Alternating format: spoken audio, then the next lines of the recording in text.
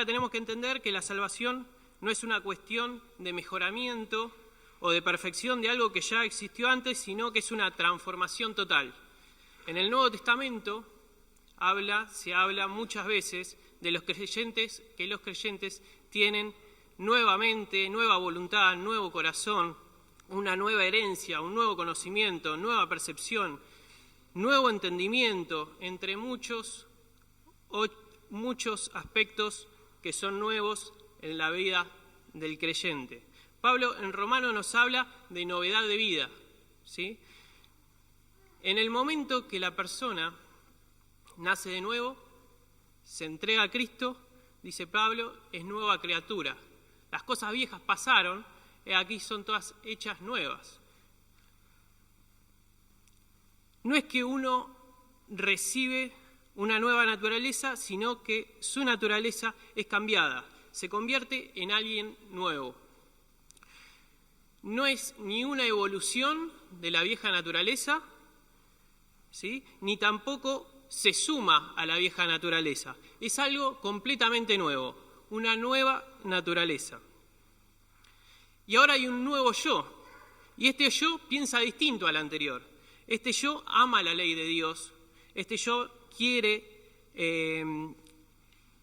cumplir todo lo que Dios dice y anhela la liberación definitiva de la carne. Porque este nuevo yo detesta el pecado, ¿sí? Este nuevo yo, el pecado es algo que siempre lo pone nervioso, que lo incomoda. Y ese es el nuevo yo, ¿sí? Ustedes, que son muy inteligentes, harán este razonamiento.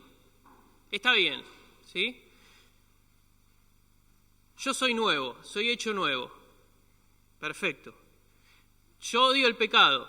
Perfecto. Dios gobierna mi vida. Perfecto. La pregunta más lógica sería, entonces, ¿por qué seguimos pecando? Pablo, en Romanos 7, 17 al 18, dice, de manera que ya no soy yo quien hace aquello, sino el pecado que mora en mí.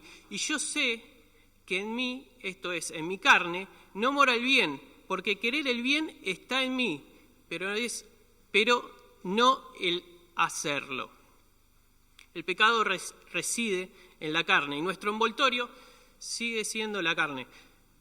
Pero hay una diferencia con respecto a la vieja naturaleza. ¿Y cuál es esta diferencia? Quiero hacer el bien. Siempre quiero hacer el bien. A veces, como dice Pablo, no puedo y peco, ¿sí? Pero hay una diferencia, odio el pecado. Y no estoy a gusto pecando y me siento en falta con Dios cuando peco. Así es la realidad del creyente. ¿Hasta cuándo? Hasta la glorificación, hasta que seamos despojados, que nuestros cuerpos sean cambiados, hasta que ya no tengamos más la posibilidad de pecar. ¿Se acuerdan la última vez que hablamos de esa sigla RPA, ¿sí? La redención de la propiedad adquirida, hasta ese momento que seamos perfectos. Mientras tanto, en este mundo, en esta tierra, el creyente es transformado, pero aún no es perfecto. Puede llegar a pecar, pero el pecado no reina, el pecado no domina su ser, no domina su vida. Romanos 6:14 dice, el pecado no se enseñoreará de vosotros, pues no estáis bajo la ley, sino bajo la gracia. El pecado nunca tendrá el control del creyente. Por todo esto, Pablo nos hace dos llamadas a hacer lo que tendríamos que ser, a hacer lo que somos, nuevas criaturas. La primera llamada está en Efesios 4:1, y ustedes lo pueden leer ahí en la Biblia, y dice, andar como es digno, y sigue la porción que ya estudiamos hace unas semanas. El primer llamado es un llamado a la unidad, como decíamos, de lo general a lo particular. Hay una segunda llamada, ¿sí? Está en la porción que nos toca hoy, Efesios 4:17 en adelante. ¿de qué nos habla esta segunda llamada? Esta segunda llamada nos habla y nos llama a vivir la vida en Cristo. Ese es el tema que vamos a estar tocando en esta noche. De lo general a lo más particular. De la iglesia, de la unidad, a las partes de esa unidad. Los miembros de ese cuerpo, las partes más indivisibles del organismo. Efesios 4, 17 hasta el versículo 32.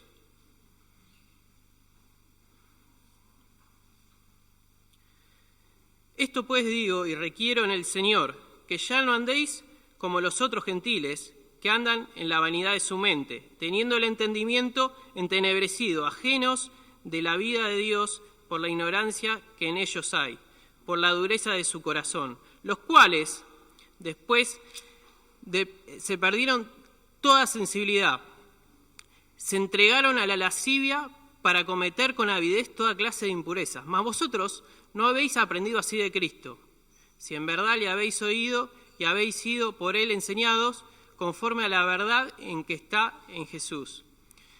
En cuanto a la pasada manera de vivir, despojados del viejo hombre, que está viciado conforme a los deseos engañosos, y renovaos en el espíritu de vuestra mente, y vestidos del nuevo hombre, creado según Dios en la justicia y santidad de la verdad.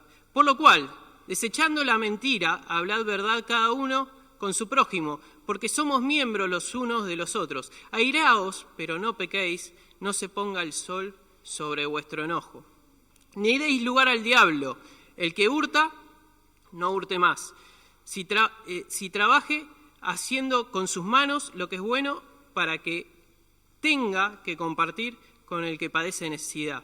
Ninguna palabra corrompida salga de vuestra boca, sino la que sea buena para la necesaria edificación a fin de dar gracias a los oyentes. Y no contristéis al Espíritu Santo de Dios, con el cual fuisteis sellados para el día de la redención. Quítese de vosotros toda amargura, enojo, ira, gritería, maledicencia y toda malicia.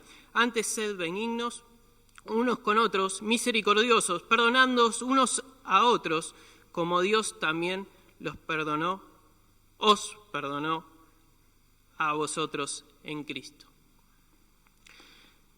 La última vez que hablé me tocaron 2 versículos, ahora me tocaron como 20, 30, no sé cuánto leí. Son un montón, siempre les prometo, voy a tratar de cumplir, ¿sí?, con el tiempo estipulado, por 2 cuestiones. Uno, porque no los quiero cansar, y otro, para que no se vayan con mucho, sino que se vayan con algo que se acuerden mañana, ¿sí?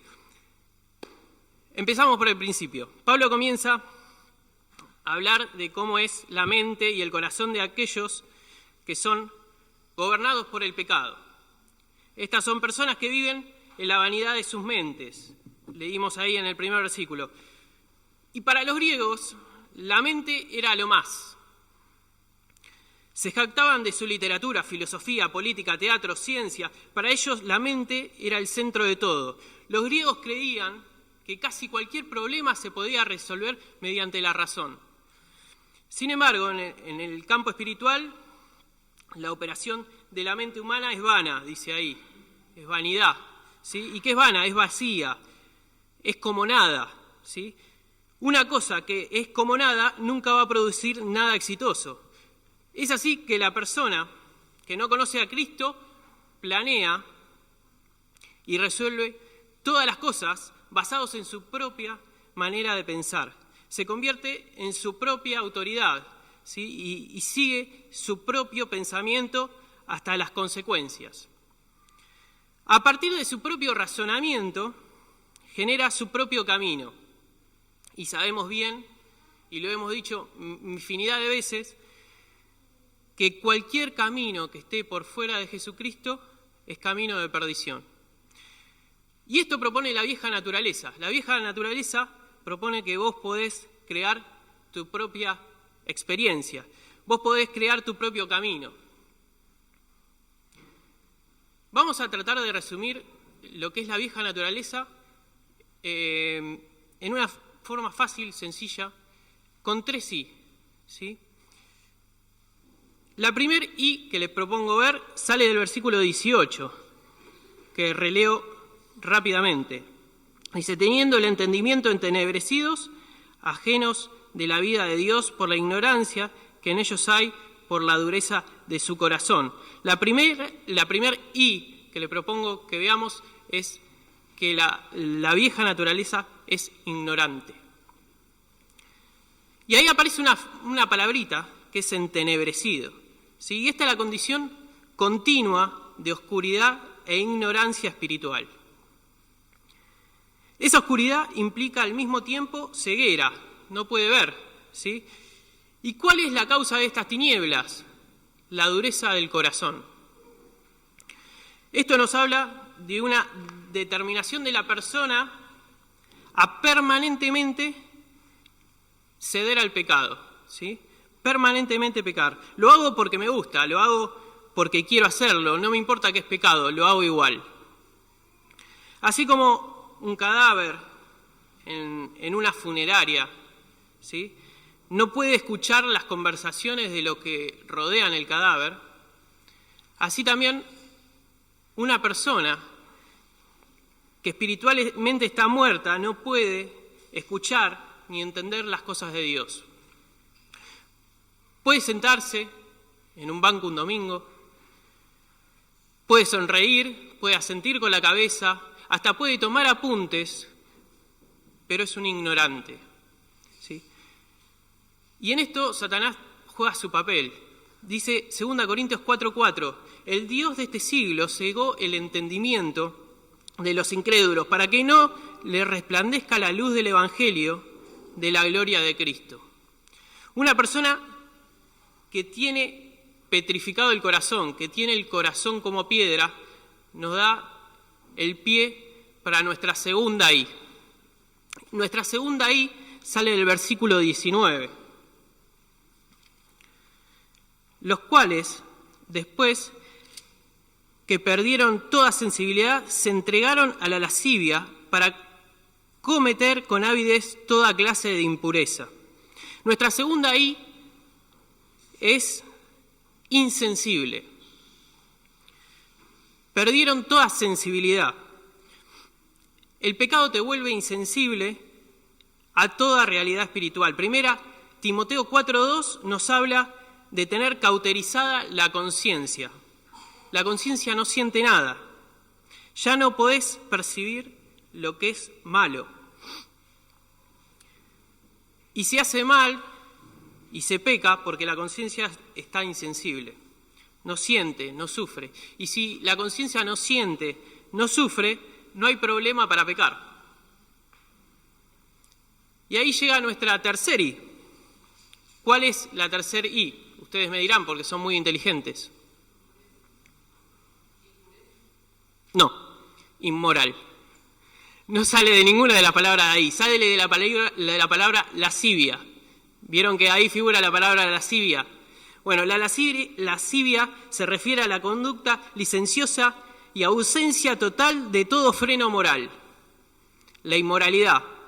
La inmoralidad destruye la mente, al igual que la conciencia y el espíritu. Una mente destruida es en realidad una mente que no puede razonar, no puede pensar con claridad, no puede reconocer ni entender la verdad de Dios. Una mente que pierde total contacto con la realidad. Una mente controlada por la lascivia es una mente que no piensa, y una persona que es incapacitada de pensar, lo único que le queda es actuar. Y pasa a ser un cuerpo que solo actúa bajo los deseos de la carne. Todo esto, estas tres I, ¿sí?, nos dan como resultado una mente impura. ¿Sí? Una mente impura. Una vieja naturaleza, vimos tres características, que es ignorante, que es insensible, que es inmoral. No nos puede dar otro resultado que una mente impura. En contraposición a esto, ¿sí? Está el nuevo hombre, la nueva naturaleza. En el lado humano, la salvación empieza en el arrepentimiento, un cambio de mente, un cambio de acción con respecto al pecado. El arrepentimiento no salva, ¿sí? Somos salvos por gracia, somos salvos mediante la fe. Entonces, si yo digo que el arrepentimiento no salva, ¿por qué decís que ¿por qué decís que es desde el lado humano el comienzo de la salvación, el arrepentimiento? Es el comienzo de la salvación porque Dios no puede salvarnos del pecado que nosotros no estemos dispuestos a erradicar de nuestras vidas. De ahí la importancia del arrepentimiento. Si nosotros no nos arrepentimos y no queremos cambiar y no queremos transformar nuestra vida, transformar nuestras conductas, Dios no nos va a salvar, porque tiene que partir de que nosotros tenemos que odiar el pecado. Esta nueva naturaleza nos marca una dirección determinada de vida, que es alejarse cada vez más del pecado. Y así como hicimos con la vieja naturaleza, de marcar 3 características con la letra I, vamos a marcar 3 características de la nueva naturaleza con la letra C. Versículo 20. Mas vosotros no habéis aprendido así a Cristo. La primera característica que le quiero resaltar es que la vida de la nueva naturaleza tiene que ser cristocéntrica. La marca de la vida cristiana es pensar como Cristo, actuar como Cristo, amar como Cristo y en todos los sentidos posibles ser como Cristo. Dice 1 Tesalonicenses 5:10, quien murió por nosotros para que sea que velemos o que durmamos, vivamos juntamente con Él. ¿Sí? La vida centrada en Cristo. Nuestra segunda C, leemos el versículo 21. Dice así, si en verdad habéis oído y habéis sido por Él enseñados conforme a la verdad que está en Jesús. Y nuestra segunda C es conocimiento. Conocimiento de la verdad. ¿Sí? Cuando una persona recibe a Cristo como Señor y Salvador, tiene acceso a la verdad de Dios. ¿Qué es la verdad? 1 Juan 5:20 dice, pero sabemos que el Hijo de Dios ha venido y nos ha dado entendimiento para conocer al que es verdadero, y estamos en el verdadero, en su Hijo Jesucristo. La verdad está en Jesús, Él es la verdad. Entonces, una vida cristocéntrica, una vida llena de conocimiento de la verdad, y una vida, la tercera C, una vida cambiada. Versículo 23. Y renovaos en el espíritu de vuestra carne, y vestíos del nuevo hombre, creado según Dios en la justicia y santidad de la verdad. Una vida cambiada, una vida convertida. El cristiano es renovado de manera continua a lo largo de toda su vida. El proceso no es como un logro que uno alcanza, que uno llega, que uno obtiene una vez y para siempre, sino que es la obra continua del Espíritu Santo en el Hijo de Dios.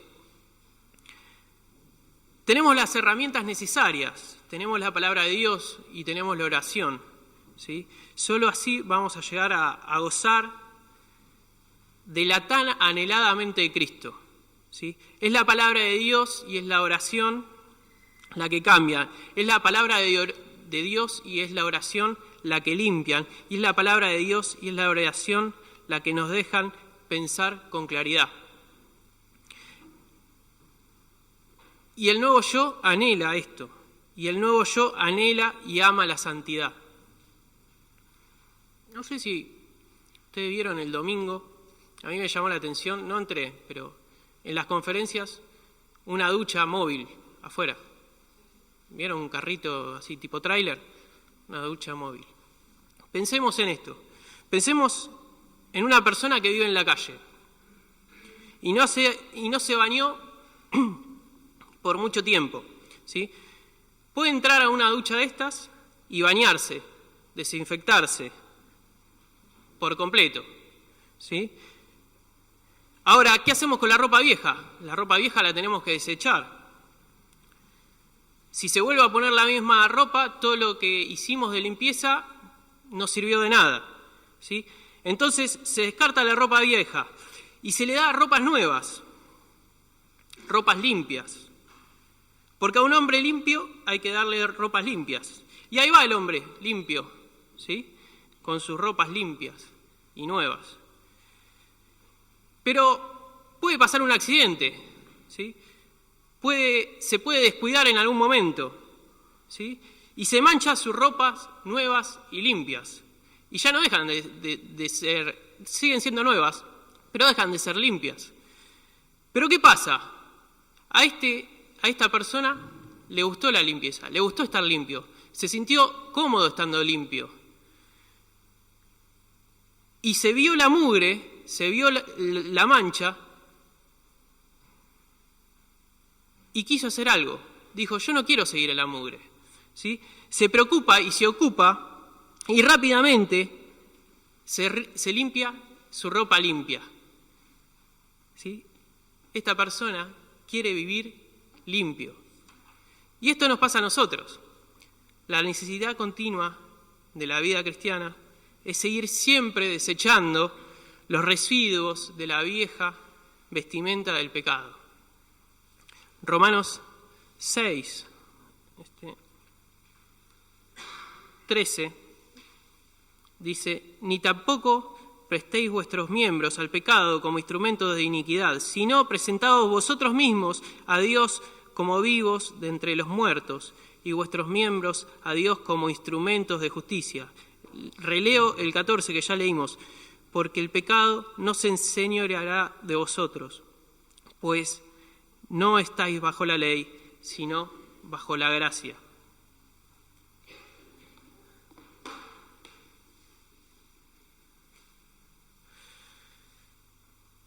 La gran paradoja, antes, hacemos un pequeño repasito. Antes teníamos la vieja naturaleza, una naturaleza que era ignorante, insensible, inmoral, con una mente impura, ¿sí? Ahora se vive una nueva vida, ¿sí? Una vida cristocéntrica, una vida de conocimiento, una vida cambiada, anhelando tener la mente de Cristo. Les decía, la gran paradoja en la vida cristiana es que tanto la soberanía de Dios como la voluntad humana están en pleno funcionamiento en nosotros. Ahí está el ejercicio nuestro, tratar de pensar poco nosotros, ¿sí? Y dejarle eso a Dios. Que sea Dios quien haga la obra en nosotros, que sea Dios quien domine nuestras mentes. Ahora, muy bien, hemos visto la teoría. La vieja naturaleza con 3I, ¿sí? La nueva naturaleza con 3C. Sé que tengo que tener una vida cristocéntrica, sé que tengo que buscar el conocimiento de la verdad y sé que tengo que tener una vida cambiada y quiero y anhelo la mente de Cristo. Acá Pablo nos deja 5 contrastes, ¿sí? En los versículos que nos quedan, 5 contrastes, 5 ejemplos de lo que hacíamos antes que no tenemos que hacer ahora, de cómo vivíamos antes que no tiene que ser la misma forma en que vivimos ahora. Hay mucho más, Pablo eligió algunos. Pablo tiene un objetivo para elegir estos que eligió, ¿sí? Y tiene una idea general atrás de todo esto. Pero vamos a repasar estos 5 contrastes de lo que éramos y ahora no somos, ¿sí? de lo que hacíamos y ahora no hacemos. Versículo 25. Dice así: por lo cual, desechando la mentira, hablad verdad cada uno con su prójimo, porque somos miembros los unos de los otros. Entonces, el primer contraste es de mentir a hablar verdad. ¿Con quién? Antes mentíamos al prójimo, ¿sí? Ahora, con esta nueva naturaleza, hablamos verdad con el prójimo. Uno no se puede relacionar exitosamente bajo los parámetros de Dios cuando hay mentira de por medio. Entonces, de mentir a hablar verdad. El segundo contraste, versículos 26 y 27. Dice así: airaos, pero no pequéis, no se ponga el sol sobre vuestro enojo, ni deis lugar al diablo. ¿Te podés enojar? Sí, te podés enojar, pero con una condición: no peques. El enojo que es egoísta, el enojo que es indisciplinado y el enojo que es vengativo es pecaminoso y no puede ser parte del cristiano. Un enojo que no es egoísta, ¿sí?, que piensa en el otro o que se basa en el amor de Dios y en lo que Dios quiere, es un enojo justo, ¿sí? Aún así, este enojo justo, este enojo permitido, también tiene una condición. ¿Cuál es? No se ponga el sol. ¿Cómo sigue? Exactamente. Porque por más que sea un enojo permitido, si perdura en el tiempo, puede traer amargura, puede traer resentimiento, y es lejos lo que Dios quiere para cada uno de nosotros. Entonces el segundo contraste es de enojo injusto a enojo justo. El tercero, versículo 28, dice: el que hurtaba no hurte más, sino trabaje, haciendo con sus manos lo que es bueno, para que tenga que compartir con el que padece necesidad. De robar a dar generosamente. No hay que explicar mucho esto, se entiende muy claramente. Sí, sumar que el deseo del cristiano de obtener un mayor ingreso debería estar motivado por el propósito no de tener un mejor auto, no de tener una pileta con delfines ni hacer un viaje al otro lado del mundo, sino tendría que ser motivado por el propósito de estar capacitados de dar más, ¿sí?